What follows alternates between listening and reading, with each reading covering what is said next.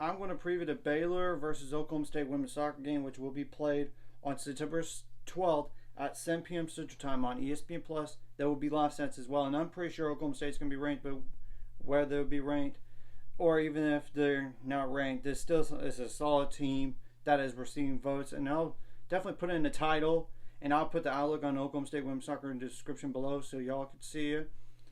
And Baylor's coming off of a 3-0 loss to Iowa, but that game felt a little more like a 1-0 loss than a 3-0 when you look at the context of things.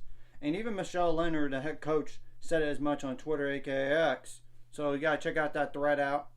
So Baylor's 5-2 in the year, and this is literally the first conference game of the season for both of these teams. And Oklahoma State is 6-0-1 on the year, with the lone tie against Texas State. That's not even that good of a team when you look at it.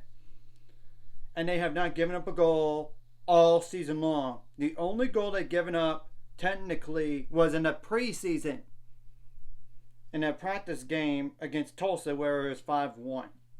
But I mean, that just goes to show how good Oklahoma State is defensively.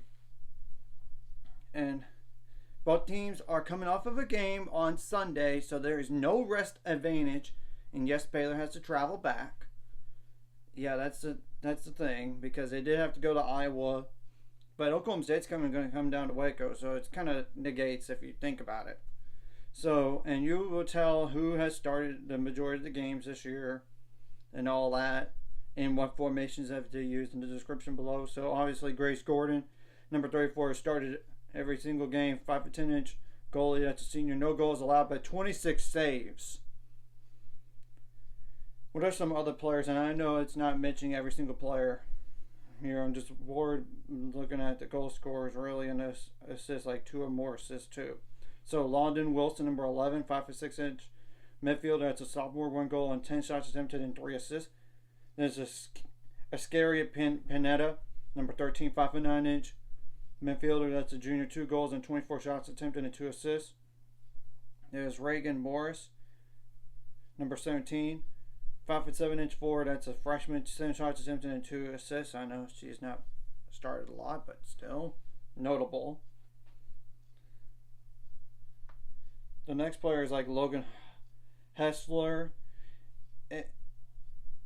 Heausler, and I apologize if I'm looking down because I cannot memorize all this stuff. And it's like number 33, 5'8" forward. That's a junior, 4 goals and 24 shots attempted.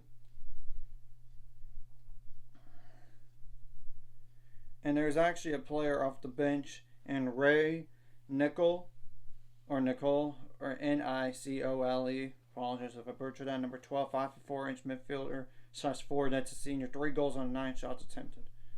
So as you could tell, they do have multiple players that could score or 2, even with just 1 goal. So obviously Baylor needs to be better than the last game. They got pretty much dominated every single category when you look at it statistically, except the saves department. Baylor won that battle, but they didn't get as many shots as Iowa did. And you need to come out and play nothing to lose here. Play your hair on fire. Look, Oklahoma State is a really solid team this year, and it might be the best team up to this point to win the Big 12, because BYU is having they're not as good as last year's team. Even Texas Tech is struggling a little bit too. So, yeah, and thank goodness this is a home game and not an away game at that. And you kind of need to play. You're pretty sure you're going to be very fired up, and you're going to be ready to go for this game. And obviously, what you did well last game, bring into this game, and what you did wrong, you got corrected for this one. And thank goodness there's not a team like an Iowa on this, like in terms of like the formation potentially on the schedule down the line. But still, you get the point. And you got to take care of the ball a lot better than you did against Iowa going in this game, because you cannot give up so many chances. And you got to be more on the offense instead of on the defense. Don't turn the ball over in your own field or even in midfield. You got to win those 50-50 balls. Try to get some more shots than last game. That's obvious. And get more corner kicks, because sometimes the best way to score is through a corner. And even like a free kick, like from the halfway mark on the field to like down the line or really close to shot attempting a shot like up close without being a penalty kick. Obviously, you do not want to foul in the box and give up a PK or even a handball in the box on defense. And you got to be good on 1v1 situations. You got to clear the ball out as soon as possible. And you got to try to adjust to the officiating as well, because I know Iowa was very physical, but there's one thing that Iowa did have an advantage, and it was not playing on a Thursday too. So they were more well rested. This won't be the case this time. Though I know Oklahoma State did dominate the last game, so maybe their normal starters would be back, and hopefully some of the players would be okay for Baylor going in this game here. And of course, you want to not allow so many corner kicks than last game, and not as many shots. It's pretty much in general, and try to make them uncomfortable and make them turn the ball on their own end of the field. And you have no pressure on you on this game, and this is a quality game right here. If you could get this win, if possible, or even a draw, I'm not sure how much of a draw would help, but it would help NCAA tournament chances. And of course, a win definitely helps, because this is going to be a team, I think, that's going to make the NCAA tournament. There's no shadow of a doubt in my mind.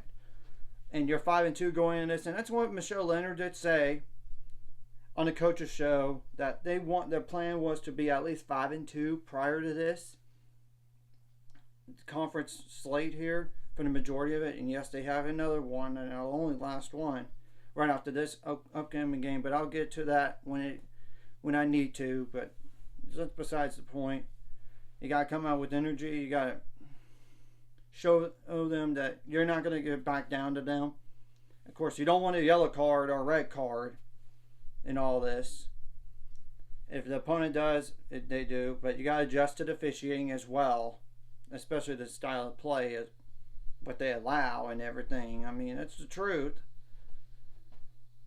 And you got to try to be really good enough offensively just to try to take advantage of the 1v1 situations. And if nothing else, try to force a corner, and try to get their defense like on their heels some, and you don't need to be on that. And I'm sure they're going to correct all those lessons that they learned from last game and going to this one. That's just generic. That's pretty much all I'm going to just say here. Just keep an eye out on those certain players, and you want to honestly take advantage of every weakness they got during the game or even all season long. And of course, take away the strengths. And while you need to work on your weaknesses and get them better, that way teams don't exploit that all the time. I mean, and it would be huge to have a goal for a change, unlike the last game, because that last game was the first time since the game 1 of the season to not score in a game. You got to find a way to score if you want to try to win this game against Oklahoma State. And honestly, you got to make adjustments on the fly, both offensively and defensively, even in the midfield and all this. And try to get some more pressure on Iowa than that last game against Iowa on the opposing team, so they can mess up on some passes and you get some good giveaways and try to get some shots up and all this. Try to. So anyways, if you like this content, hit the like and subscribe button. See you guys later on the road to 7 subscribers. Of course, ultimate goal is 1,000 more. So make money out this course. Like a video, comment video, really helps YouTube algorithms so more people can see it. Sharing the video does help as well, so more people can watch. And if you're watching and not subscribe, hit subscribe buttons for the notification bell as well. So basically, what I'm saying is, you gotta learn from what you did from last game, and try to be better for this game. And I'm pretty sure Michelle Leonard and the staff are going to do that. And you gotta play a little bit ticked off, because you're coming off your first loss since game 1, and the first time you lost by more than 1 goal since a year ago. You should be very fired up, and you're going to be at home.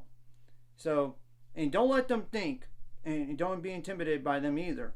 Don't let them think they're going to roll into Waco, Texas and come easy with the win here. Be tough and show them who's boss.